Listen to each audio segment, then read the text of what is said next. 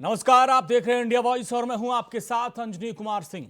UP के CM योगी की जनसंख्या नियंत्रण नीति पर बिहार एनडीए में घमासान मच गया। मुख्यमंत्री नीतीश कुमार को योगी की नीति बिल्कुल रास नहीं आई। नीतीश कुमार ने कहा कि जनसंख्या पर कानून बनाकर नहीं, उस पर काबू किया जा सकता। उसके लिए महिलाओं को शिक्षित और जागरूक करना चाहिए। वहीं बीजेपी कोटे से डिप्टी सीएम रेणु देवी ने नीतीश कुमार के बयान पर ऐतराज जताया और कहा कि महिलाओं से ज्यादा पुरुषों को जागरूक करना होगा। जबकि केंद्रीय गृह राज्य मंत्री नित्यानंद राय ने सीएम योगी की जनसंख्या नियंत्रण नीति की जमकर तारीफ की और उसका स्वागत किया।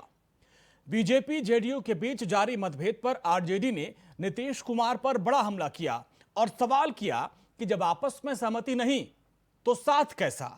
नीतीश कुमार बीजेपी का साथ क्यों नहीं छोड़ते। अब सवाल ये कि क्या बिहार में जनसंख्या नियंत्रण नीति पर राजनीति हो रही है। जेडीयू बीजेपी में बढ़ता मतभेद नई राजनीति का इशारा तो नहीं। क्या महिलाओं को शिक्षित और जागरूक करने से बढ़ती आबादी पर लगाम लग जाएगा। क्या नीतीश कुमार मजबूरी की राजनीति कर रहे हैं।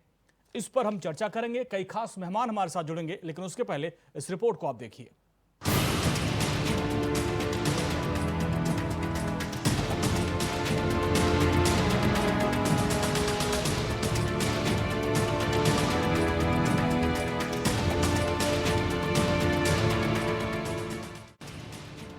यूपी के मुख्यमंत्री योगी आदित्यनाथ की जनसंख्या नियंत्रण नीति पर चर्चा देश भर में हो रही है, लेकिन बिहार के मुख्यमंत्री नीतीश कुमार को सीएम योगी की यह नीति रास नहीं आई। नीतीश कुमार इस कानून को लेकर हमेशा संवेदनशील रहे हैं।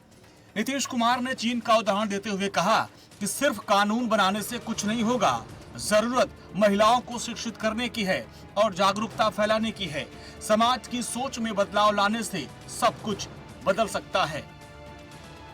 जो राज्य जो करना चाहे अपना करे, लेकिन हमारा बहुत साफ साफ ओपिनियन, जनसंख्या नियंत्रण के लिए अगर आप सिर्फ कानून बना करके कोई उसका उपाय करेंगे, ये सभी ठीक से संभव नहीं है। आप जरा चाइना का पता कर लीजिए, 1 से 2 किया, अब 2 के बाद भी क्या हो रहा है, तो आप देख लीजिए स्थिति, कहीं भी किसी देश का हालचाल देख लीजिए। ये सबसे बड़ी चीज है कि जब महिलाएं पूरे तौर पर पढ़ी रहेंगी तो इतनी जागृति आती है, इतना कॉन्शसनेस होता है कि अपने आप प्रजनन दर घटेगा। मुख्यमंत्री नीतीश कुमार के तेवर और सिर्फ महिलाओं को जागरूक करने की बात बीजेपी के बड़े नेताओं को पसंद नहीं आई। बिहार की डिप्टी सीएम रेणु देवी ने कहा कि जनसंख्या नियंत्रण के लिए महिलाओं से ज्यादा पुरुषों को जागरूक करने की जरूरत है। वहीं केंद्रीय गृह राज्य मंत्री नित्यानंद राय ने यूपी के सीएम योगी आदित्यनाथ के इस निर्णय का स्वागत किया। हाँ, यूपी की सरकार ने पहल की है। यूपी की सरकार बहुत समीक्षा की है और उनका जो वह पहल है वह एक जायज पहल है। वहाँ के माननीय मुख्यमंत्री जी ने जो कदम उठाया है वह स्वागत योग्य। वहीं केंद्रीय मंत्री गिरिराज सिंह ने भारत की बढ़ती आबादी पर चिंता जताते हुए यूपी के मुख्यमंत्री योगी की जनसंख्या नियंत्रण नीति की जमकर तारीफ की और कहा कि इसे जाति, धर्म, मजहब और राजनीति से जोड़कर नहीं देखना चाहिए। चाइना 1 मिनट में 10 बच्चे 9 बच्चे पैदा कर रहे हैं, हम 1 मिनट में 31 बच्चे 33 बच्चे पैदा कर रहे हैं। इसीलिए योगी जी की सरकार को धन्यवाद देता हूँ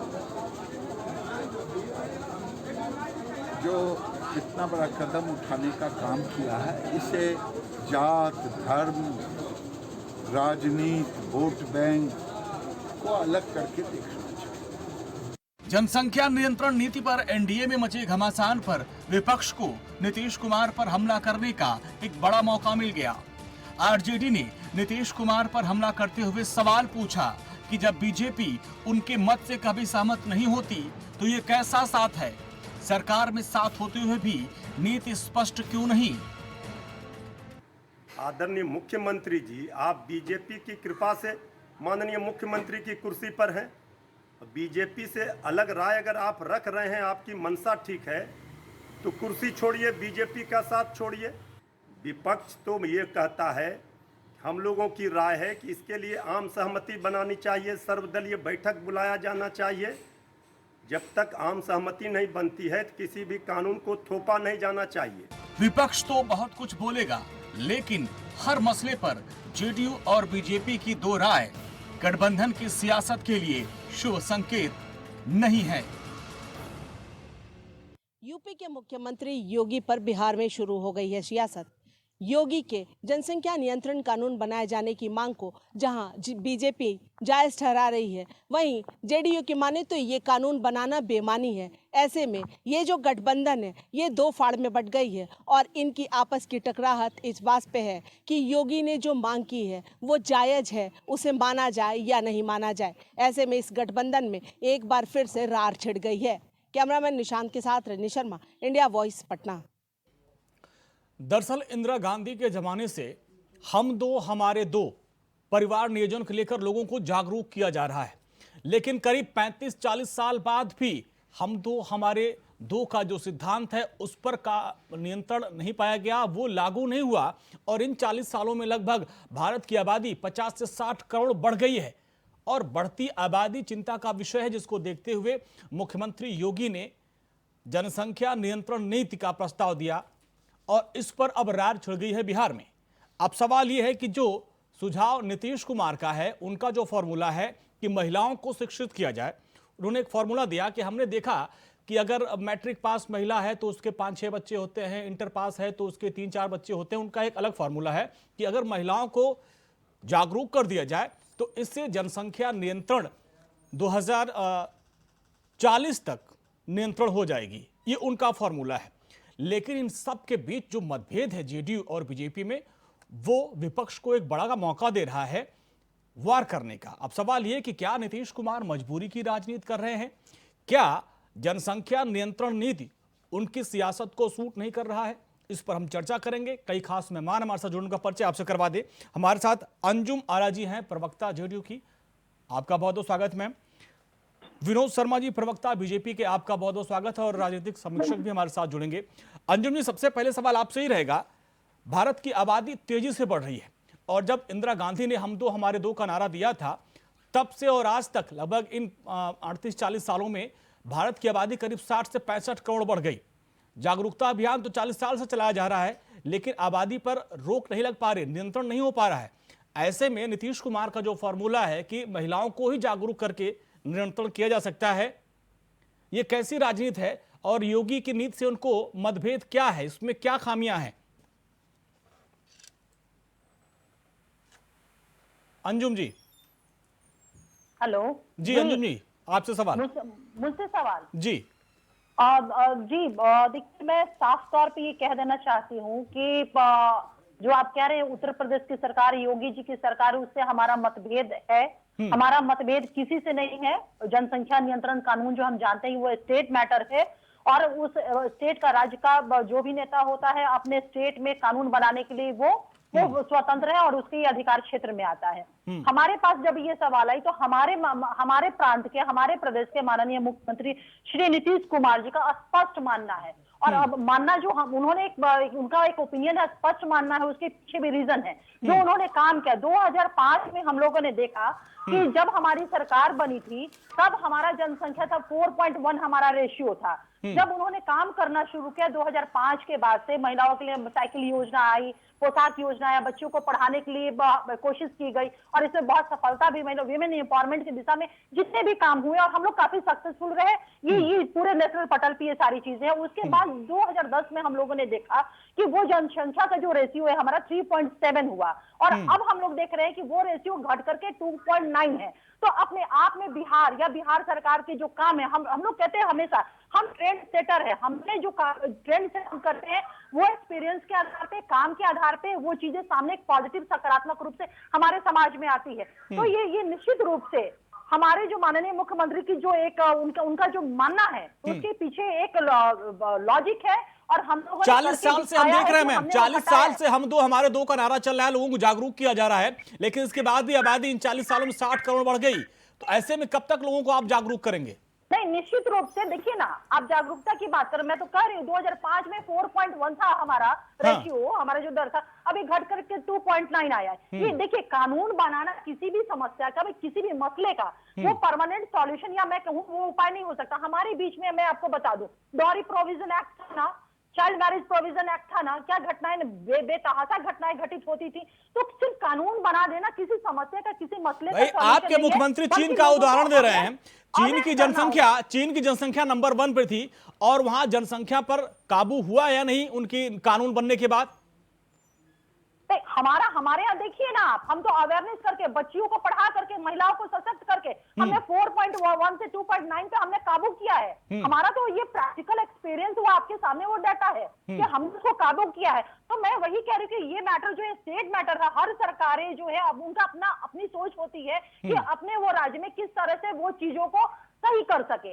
अगर मान लीजिए उत्तर प्रदेश में योगी सरकार नहीं, जनसंख्या सिर्फ राज्य का विषय नहीं है मैम, पूरे भारत की आबादी तेजी से बढ़ रही है, उसमें सिर्फ राज्यों पे आप कैसे जा सकती हैं?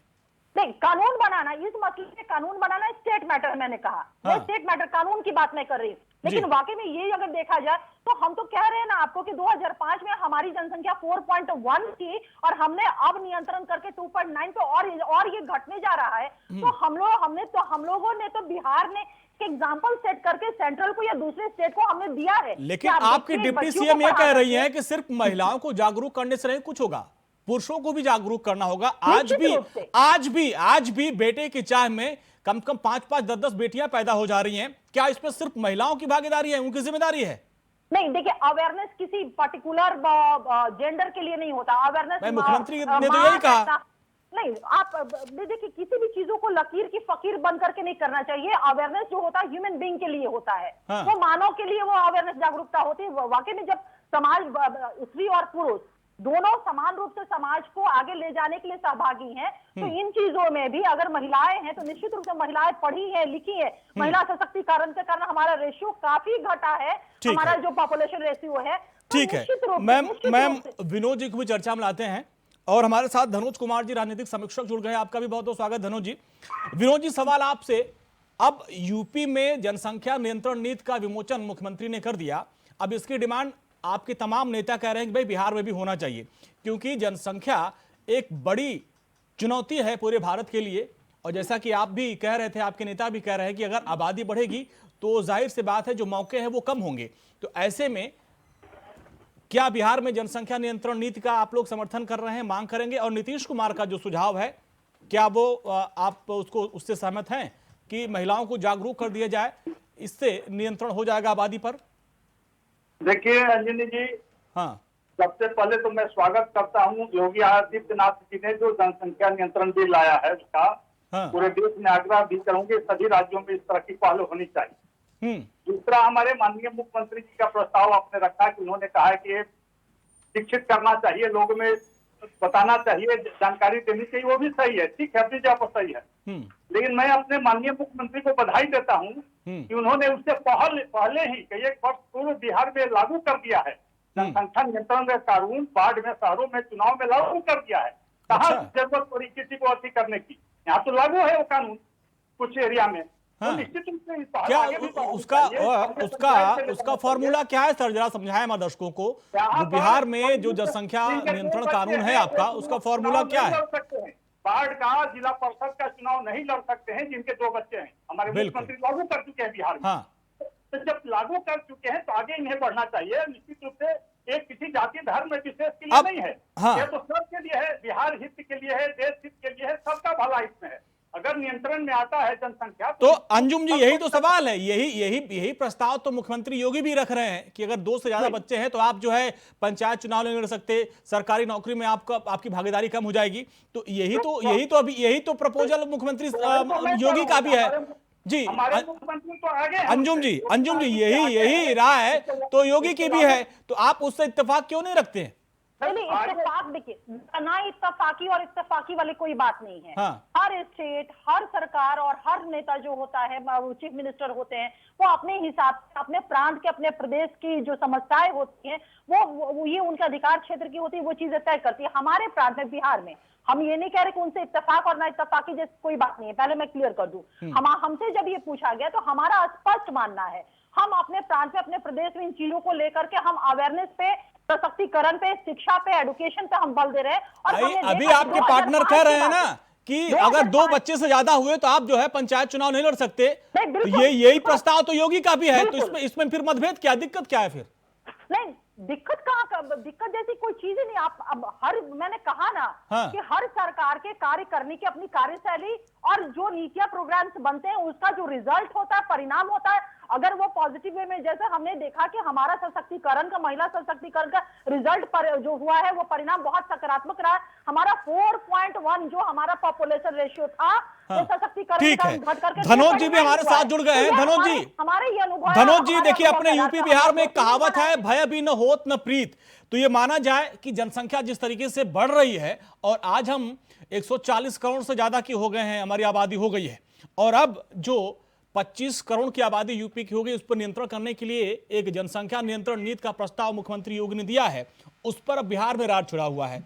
नीतीश कुमार ने कहा कि मेरा यह मानना है कि कानून बनाकर आप नियंत्रण कर ही नहीं सकते, महिलाओं को जागरूक करना होगा।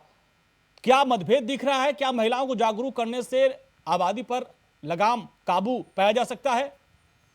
देखिए अंजलि जी, फेडरल इन नेचर में बहुत कुछ होगा, लेकिन 2 लाइन से मैं शुरुआत करूंगा। जनसंख्या नियंत्रण पर कड़ा कानून लाना चाहिए। देश के हर नेता को समझाना चाहिए। हद से ज्यादा बढ़ रही है जनसंख्या, रोक लगाना चाहिए। बर्बाद होने से देश को आगे बढ़कर बचाना चाहिए। सवाल होता है, भारत की आबादी 2011 की जनगणना को देखिए, उसके बाद अभी कोई जनगणना नहीं हुई है, 10 साल के अंतराल में जनगणना होती है। लेकिन हमारे देश के कई ऐसे इशूज है जिस वजह से अभी की जो जनगणना उसको रोका गया नहीं है। लेकिन आज का जो मुद्दा है आपका जनसंख्या को लेकर, देखिए एक महिला बैठी हुई यहाँ पर, अंजुम जी वो जानते हैं, प्रजनन से अकॉर्डिंग टू बायोलॉजिकल, प्रजनन होने पर महिला की शारीरिक ढांचा बिगड़ती है, उनकी आयु कम होती है, मृत्यु दर बढ़ जाती है। ये मैं नहीं कहता, ये डॉक्टर रिपोर्ट कहता है कि एक महिला अगर 2, 3, 4 बच्चे को जन्म दे दिया तो समझिए जो महिला की आयु 80-90 साल है, वो महिला 30-40 तक में खत्म हो जाएगी अगर उसकी शादी 20 साल, 22 साल, 24 साल में हुई तो। सवाल ये होता, सरकार का दायित्व बनता है, क्योंकि हमारा देश भारत माताओं के लिए जाना जाता है, क्योंकि मातृभूमि कहा जाता है। जनसंख्या नियंत्रण इसलिए लाना चाहिए अंजलि, क्योंकि ये जरूरी है। हमारे माँ बहनों पर जो उत्पीड़न हो रहा है, उस उत्पीड़न को रोकने के लिए जनसंख्या नियंत्रण। लेकिन बीजेपी की इस नीति से नीतीश कुमार इत्तेफाक क्यों नहीं रखते? क्या उनके पीछे कोई उनकी अपनी मजबूरी है या उनका अपना जो फॉर्मूला है वो ज्यादा सफल है? देखिए, नीतीश कुमार जी को मुस्लिम वोट का खिसकने का डर है। अच्छा, ये बात अंजुम जी नहीं कह पाएंगी, या और भी जो बीजेपी के मित्र वो खुल के नहीं कह पाएंगे, क्योंकि बीजेपी को भी मुसलमानों का वोट चाहिए। अच्छा, लेकिन मुसलमानों में एक परसेप्शन है कि बीजेपी मुस्लिम के खिलाफ। बोलने दीजिए ना। जी बोलिए, आप बोलिए। सवाल होता है कि नीतीश कुमार जी खुल के नहीं कह सकता कि मुसलमानों का भी नस्बंदी होना चाहिए। उसमें इतनी हिम्मत ही नहीं है, क्योंकि उसके मुसलमानों का वोट चाहिए, इसलिए मुसलमानों की नसबंदी करने के खिलाफ नीतीश जी शुरू से है। अगर वो मुसलमानों के नसबंदी के फेवर में होते, देखिए समझना पड़ेगा, एक तरफ उसको कुर्सी को चाहिए, मुख्यमंत्री बनना चाहता है बीजेपी के सहयोग से, लेकिन बीजेपी के एजेंडा में वो समायोजित नहीं होता। नीतीश जी के नियत को और नियम को समझना पड़ेगा। वो खुलकर कहता है कि बीजेपी के नियम को हम पालन नहीं करेंगे, लेकिन बीजेपी के सहयोग से मुख्यमंत्री जरूर बनेंगे। तो यहाँ थोड़ा समझना पड़ेगा, जिस तरह से उत्तर प्रदेश में लाया गया। और ये जो अभी मैं सुन रहा था इन लोगों को, अभी विनोद जी कह रहे थे पंचायत में लागू है। अरे भाई, निचले स्तर पे नहीं, कानून एक समान होना चाहिए, उचले स्तर पर भी लागू कीजिए, विधायक, मिनिस्टर, मंत्री पर भी लागू कीजिए। अगर यह जनसंख्या नियंत्रण कानून बिहार में लागू है तब तो धनोज जी 50% जो हमारे नेता वो तो छट जाएंगे फिर। अरे सारे लोग छट जाएंगे, बहुत सारे लोग ऐसे हैं नौकरी में, पेशा में। क्योंकि ये देखिए, मैं थोड़ा सा कोट कर दूं, जनसंख्या नियंत्रण बिल 2021 कानून क्या है, उसके नहीं मानने पर क्या क्या नुकसान होगा। यह कानून नहीं मानने पर सरकारी कर्मचारी को तत्काल प्रभाव से बर्खास्त करने और भविष्य में किसी भी सरकारी नौकरी का लाभ नहीं ले सकता, हाँ। ना ही सरकारी नौकरी में प्रमोशन मिलेगा। आप इस चीज को समझिए ना, योगी आदित्यनाथ जो लाए हैं ना, हाँ। उसको क्या लाया है ये सोचना पड़ेगा। उसका जो भी मनता हो, वो जो भी फुटेज लेना चाहता हो, हिंदुओं का वोट बटोरना चाहता हो, हाँ। लेकिन सवाल है इफेक्ट क्या होगा हाँ। इस जनसंख्या ठीक है, नियंत्रण आएंगे कानून को इस पर लाने- डिटेल से जानेंगे आपसे। लेकिन विनोद जी, आरजेडी ने आज ये कहा कि इसके पीछे बीजेपी का एक हिडन एजेंडा है। इसके जरिए जो बात धनोज जी भी कह रहे हैं कि अपना वोट बैंक की रणनीति बीजेपी कर रही है, तो क्या माना जाए कि यूपी में चुनाव है और उसके पहले ये जो नीति लाई गई है उसमें हिडन एजेंडा है बीजेपी का, एक टारगेट करना विशेष वर्ग को? देखिए, ऐसा है कि भारतीय जनता पार्टी वोट की परवाह नहीं करती है, अच्छा। देश के विकास के लिए काम करती है, राष्ट्र के हित में काम करती है।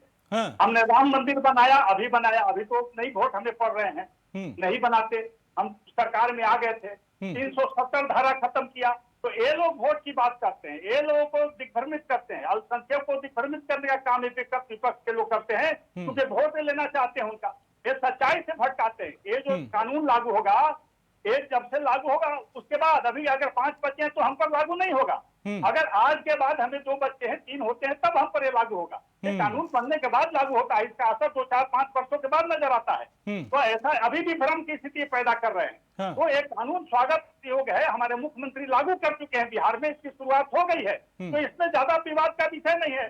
हमारे भाजपा के एजेंडे में है जनसंख्या नियंत्रण, कोई नई बात नहीं है। भाजपा शुरू दौर से कहती रही है 370 धारा खत्म करेंगे, राम मंदिर बनाएंगे, जनसंख्या नियंत्रण करेंगे, तो कौन गलत, कहाँ देश हित की बात नहीं है। लेकिन आपके सहयोगी को तो ये नीति नहीं पसंद है, फिर कैसे उनको मनाएंगे नीतीश कुमार को आप? नीति की बात नहीं, देखिए यहाँ संयुक्त सरकार है, हमारी आदरणीय नीतीश जी के नेतृत्व में संयुक्त सरकार चल रही है, सब बराबर के सहभागी है, राय विचार इस पर होगा, ऐसा थोड़ी कि हम इसके पीछे कोई हिडन एजेंडा नहीं है आपका? विपक्ष तो यही कह रहा है हमारा एजेंडे में शामिल है, हम इस पर लागू। कोई हिडन एजेंडा है क्या आपका यूपी चुनाव को देखते हुए? केंद्रीय काम है, यूपी तो चुनाव आते जाते रहेगा, ये देश की बात हो रही है, देश हित की बात हो रही है। ये कानून केवल यूपी के लिए क्यों लागू हो रहा है, पूरे देश में लागू हो, इसकी प्रयास किए जा रहे हैं। पूरा हो सकता है भारत सरकार ही इसे लागू कर दे आने वाले दिनों में। तो बिहार में आप मांग कर रहे हैं क्या, बिहार में लागू करवाएंगे? मांग कर रहे हैं, प्रधानमंत्री से आग्रह कर रहे हैं, सभी राज्यों को लोग आग्रह कर रहे हैं कि राष्ट्रीय मुद्दा इसको बना करके राष्ट्रीय। ठीक है अंजू महाराज जी, जो आरजेडी के लोग ये कह रहे हैं कि भाई जब आपसी सहमति नहीं तो साथ कैसा, वो ये कह रहे हैं मृत्युंजय तिवारी कि आपको नीतीश कुमार को तो साथ छोड़ देना चाहिए। अब सवाल ये कि क्या वाकई कोई हिडन एजेंडा है बीजेपी का जो कि कहीं कहीं जेडीयू का वोट बैंक है उसको प्रभावित करेगा?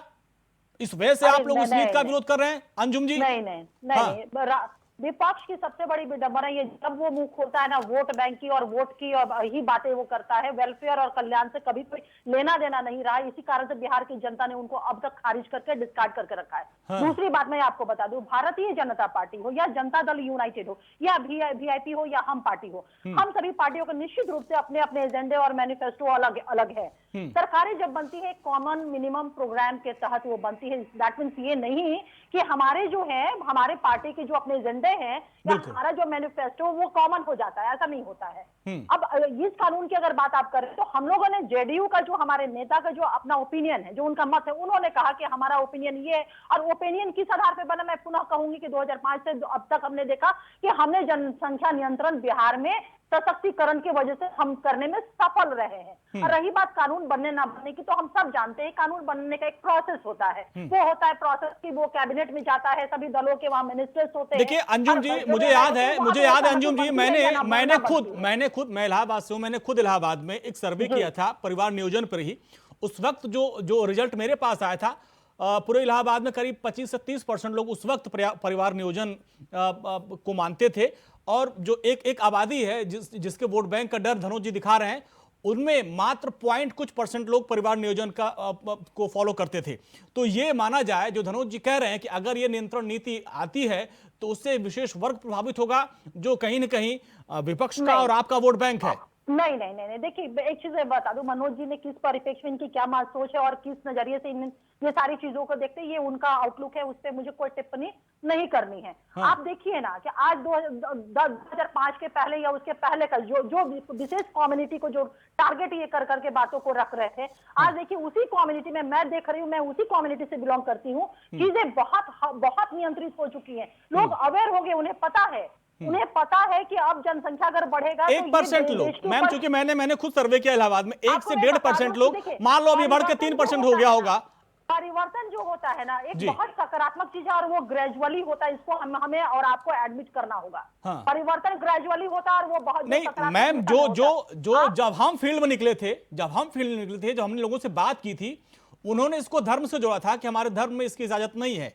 तो अगर जब धर्म आड़े आ जाएगा तो कैसे आप नियंत्रण कर पाएंगे?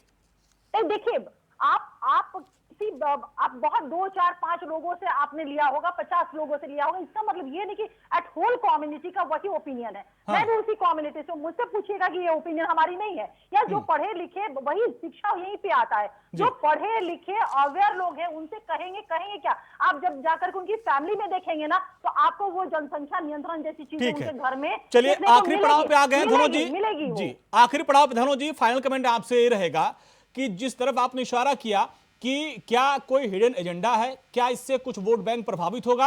और अब ये जो बीजेपी जेडीयू में मतभेद बढ़ रहा है, एक मामले नहीं है। अभी आप देखिए, एक दिन पहले ही बीजेपी के जो सांसद है, मंत्री कहते हैं कि बिहार में कानून व्यवस्था है ही नहीं।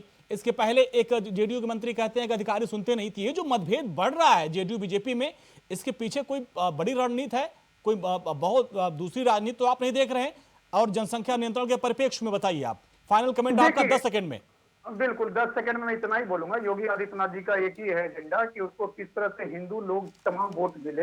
हाँ। क्योंकि वो डायरेक्ट कह दिया, उसका एक बयान था कि मैं किसी लाभ के लिए टोपी नहीं पहनूंगा। ये योगी आदित्यनाथ के बयान में बता रहा हूँ। तो ये तो यूपी में चुनाव है ना, बिहार में क्यों घमासान मचा है? हाँ, तो वही तो बता रहा हूँ। वही आग तो बिहार में गई है ना। हाँ। उसी आग की लपटे बिहार में जाके जदयू के दामन में लग गया है। अच्छा। क्योंकि जदयू के दामन में ये आग जो है इतनी तेजी से फैल रहा है, कुछ भी कह ले ये लोग, लेकिन इन लोग को डर सता रहा मुस्लिम वोट को कैसे ये लोग स्टोर करके रखे। इस आग में जलने से बचने के लिए नीतीश जी बयान दे रहे, और अभी विनोद जी कह रहे थे और अंजुम जी कह रही है कि यहाँ लागू है। अरे झूठ बोलने से बाज आइए, लागू होता कानून तो बीजेपी को चिंता करने की जरूरत क्या थी? ये एजेंडा चल रहा है, जिस एजेंडा को आप बार बार कह रहे हैं। चलिए, समय का अभाव है। धनोज जी बहुत बहुत शुक्रिया, विनोद जी आपका, और अंजुम जी बहुत बहुत शुक्रिया इस पूरी बातचीत के लिए आपका।